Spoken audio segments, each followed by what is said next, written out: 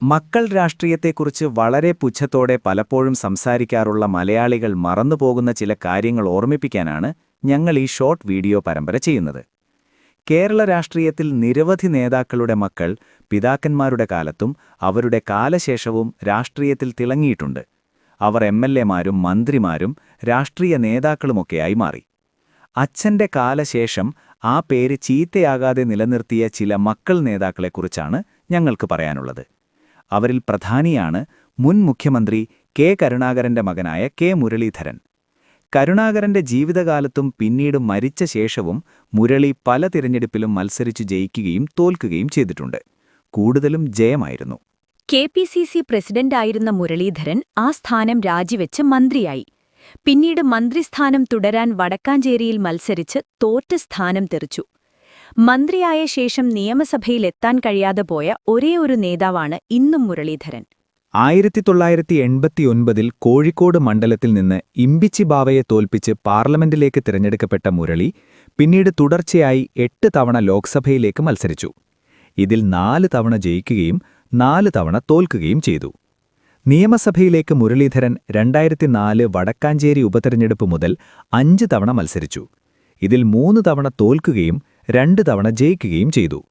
വട്ടിയൂർക്കാവ് മണ്ഡലത്തിൽ നിന്നാണ് തുടർച്ചയായി 2 തവണ നിയമസഭയിലേക്ക് തിരഞ്ഞെടുക്കപ്പെട്ടത്. കരുണാകരൻ തന്റെ മകളായ പത്മജ വേണുഗോപാലിനെയും രാഷ്ട്രീയത്തിലിറക്കിയെങ്കിലും ക്ലച്ച് പിടിച്ചില്ല. പത്മജ തിരഞ്ഞെടുപ്പ് രാഷ്ട്രീയത്തിലിറങ്ങി കൈപൊള്ളിയത് 2004-ൽ മുകുന്ദപുരം ലോക്സഭാ സീറ്റിലാണ്. LDFിലെ ലോനപ്പൻ നമ്പാടനോടാണ് പത്മജ തോറ്റത്. പിന്നീട് സാഹസത്തിനിറങ്ങാത്ത പത്മജ ഇപ്പോൾ BJP ദേശീയ കൗൺസിൽ അംഗമാണ്. മുസ്ലിം ലീഗിന്റെ നേതാവും ഹ്രസ്വകാലം മുഖ്യമന്ത്രിയും ദീർഘകാലം മന്ത്രിയുമായിരുന്ന CH മുഹമ്മദ് കോയയുടെ മകനാണ് ഡോക്ടർ MK മുനീർ. CHന്റെ കാലശേഷമാണ് അദ്ദേഹം സജീവ രാഷ്ട്രീയത്തിലിറങ്ങിയത്. 1996 മുതൽ തുടർച്ചയായി MLA ആയിരിക്കുന്ന ഡോക്ടർ മുനീർ 3 തവണ മന്ത്രിയുമായി. AK ആന്റണി, ഉമ്മൻചാണ്ടി മന്ത്രിസഭകളിലാണ് മന്ത്രിയായിരുന്നത്.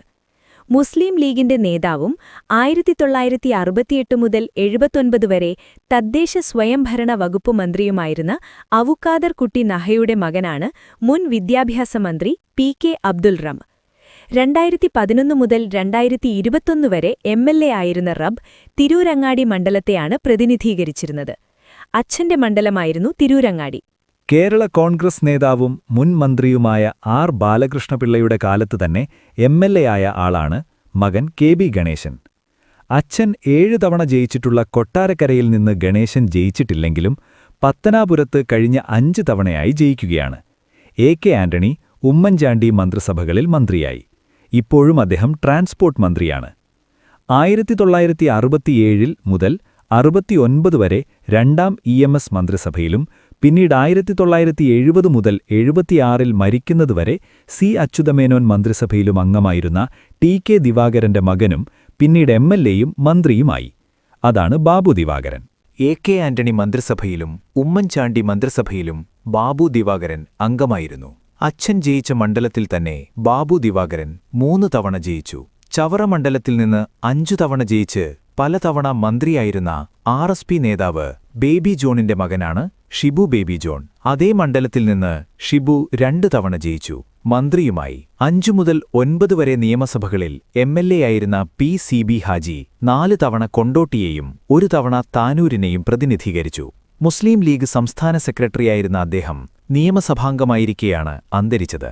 എറനാടൻ ശൈലിയിലുള്ള നർമ്മം കലർന്ന പ്രസംഗത്തിലൂടെ ശ്രദ്ധയാകർഷിച്ച സീതി ഹാജിയുടെ മകൻ പിന്നീട് MLA ആയി. PK ബഷീർ. PK ബഷീർ തുടർച്ചയായി 3 തവണ MLA ആയി. മലപ്പുറത്തെ ഏറനാടാണ് മണ്ഡലം. 2011-ലും 2016-ലും 2021-ലും ജയിച്ചു. 1977 മുതൽ 87 വരെ 4 തവണ MLA ആയിരുന്നു CPI നേതാവ് VK രാജൻ. അദ്ദേഹം മന്ത്രിയുമായിരുന്നു. കൊടുങ്ങല്ലൂർ മണ്ഡലത്തിലായിരുന്നു രാജൻ. അദ്ദേഹത്തിന്റെ മകനാണ് കഴിഞ്ഞ 2 തവണയായി CPI ടിക്കറ്റിൽ അവിടെ നിന്ന് ജയിക്കുന്നത്. രാജന്റെ മകൻ VR സുനിൽ അച്ഛനെപ്പോലെ തന്നെ ജനകീയനാണ്. 2016-ൽ കൊടുങ്ങല്ലൂരിൽ 22,791 വോട്ടിന്റെയും 2021-ൽ 23,893 വോട്ടിന്റെയും ഭൂരിപക്ഷത്തിലാണ് സുനിൽകുമാർ ജയിച്ചത്. CPI നേതാവായിരുന്ന അന്തരിച്ച് PK ശ്രീനിവാസൻ 5ഉം 6ഉം നിയമസഭകളിൽ പുനലൂരിനെ പ്രതിനിധീകരിച്ചു. 10ാം കേരള നിയമസഭയിലേക്ക് തിരഞ്ഞെടുക്കപ്പെട്ടെങ്കിലും ഫലം പ്രഖ്യാപിക്കും മുമ്പ് അന്തരിച്ചതിനാൽ പിന്നീട് മകൻ PS സുഭാൽ അവിടെ മത്സരിച്ച് ജയിച്ചു. ഇപ്പോൾ 2ാം തവണ സുഭാൽ പുനലൂരിൽ നിന്ന് തിരഞ്ഞെടുക്കപ്പെട്ടു. അച്ഛന്റെ മണ്ഡലത്തിന്റെ അനന്തരാവകാശിയായി മാറി സുഭാലും. പരേതനായ കേരള കോൺഗ്രസ് നേതാവും മുൻ മന്ത്രിയുമായ TM ജേക്കബിന്റെ മകൻ അനൂപ് ജേക്കബ് അച്ഛന്റെ കാലശേഷമാണ് രാഷ്ട്രീയത്തിലേക്ക് ഇറങ്ങുന്നത്. TM ജേക്കബ് 1977ലാണ് പിറവത്തുനിന്ന് ആദ്യം ജയിക്കുന്നത്. പിന്നീട് 1991 മുതൽ 2011 വരെ 5 തവണ അവിടെ നിന്ന് ജയിച്ച ജേക്കബിന്റെ മരണത്തെ തുടർന്നുള്ള 2012ലെ ഉപതിരഞ്ഞെടുപ്പിലാണ് മകൻ അനൂപ് ജേക്കബ് മത്സരിച്ച് ജയിക്കുന്നത്. പിന്നീട് 2016ലും 2021ലും ജയിച്ച് അനൂപ് ആ സീറ്റ് നിലനിർത്തി. ഭക്ഷ്യ സിവിൽ സപ്ലൈസ് മന്ത്രിയായും അനൂപ് പ്രവർത്തിച്ചു. നാളിതുവരെ തോൽവി അറിയാതെയാണ് അനൂപ് രംഗത്തുള്ളത്. തിരുവിതാംകൂർ കൊച്ചി ലെജിസ്ലേറ്റീവ് കൗൺസിൽ അംഗമായിരുന്ന കമ്മ്യൂണിസ്റ്റ് നേതാവ് CK വിശ്വനാഥന്റെ മകനാണ് CPI സംസ്ഥാന സെക്രട്ടറി ബിനോയ് വിശ്വം. 1952ലും 1954ലും അംഗമായിരുന്ന CK വിശ്വനാഥൻ പക്ഷേ കേരള നിയമസഭയിൽ അംഗമായിരുന്നില്ല. എന്നാൽ മകൻ ബിനോയ് വിശ്വം പിന്നീട് MLAയും MPയും മന്ത്രിയുമൊക്കെയായി. 2001ലും 2006ലും ബിനോയ് നാദാപുരം മണ്ഡലത്തെ പ്രതിനിധീകരിച്ചു. 2006ൽ VS അച്യുതാനന്ദൻ മന്ത്രിസഭയിൽ വനം വകുപ്പ് മന്ത്രിയായിരുന്നു ബിനോയ് വിശ്വം. KP പ്രഭാകരൻ എന്ന കമ്മ്യൂണിസ്റ്റ് നേതാവ് MLAയും മന്ത്രിയുമൊക്കെയായിരുന്നു. മണലൂർ മണ്ഡലത്തിൽ നിന്ന് ജയിച്ച തിരുവിതാംകൂർ കൊച്ചി ലെജിസ്ലേറ്റീവ് കൗൺസിൽ അംഗമായിരുന്ന CPI നേതാവ് KP പ്രഭാകരൻ പിന്നീട് കേരള നിയമസഭയിൽ അംഗമായി. 77ലും 80ലും 82ലും ചേർപ്പ് മണ്ഡലത്തിൽ നിന്ന് ജയിച്ചു. ഇടതുപക്ഷ മന്ത്രിസഭയിൽ ആരോഗ്യവകുപ്പ് മന്ത്രിയുമായി അദ്ദേഹം. KP പ്രഭാകരന്റെ ജീവിതകാലത്ത് തന്നെ CPIയുടെ യുവജന നേതാവായി എത്തിയ മകൻ KP രാജേന്ദ്രൻ പിന്നീട് MLAയും മന്ത്രിയുമായി. 2006ൽ VS മന്ത്രിസഭയിൽ റവന്യൂ മന്ത്രിയായിരുന്നു ട്രേഡ് യൂണിയൻ നേതാവ് കൂടിയായ KP രാജേന്ദ്രൻ. 2006ൽ കൊടുങ്ങല്ലൂർ മണ്ഡലം MLAയായിരുന്നു രാജേന്ദ്രൻ.